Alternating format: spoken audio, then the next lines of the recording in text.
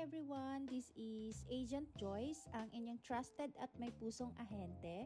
And I'm gonna show you the Hana Quadruplex. This is the sample dress up ng ating Hana. 2-story po siya na Hana Quadruplex. So pagpasok po natin, ito po yung bubungad sa atin. Napakagandang living area, the dining area.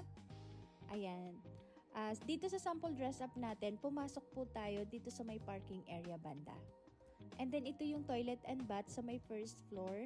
Yun, napakalawak ng ating toilet.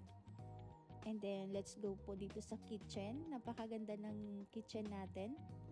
And then yung pinto po dito banda sa may right side is laundry area po siya. Paikot po dun sa may parking area natin.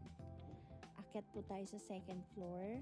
Ang ganda ng pagka-interior po ng ating sample dress up. Pwede nyo itong gayahin if ever na magustuhan nyo po itong Hana Quadruplex. Ayan. And then this is the master's bedroom. Ayan. Pinalawak na po yung master's bedroom natin. And then check natin yung pangalawang room. Good siya para sa mga kids or pag may mga bisita.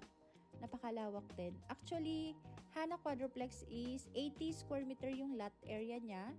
And then yung floor area niya is 54 square meter.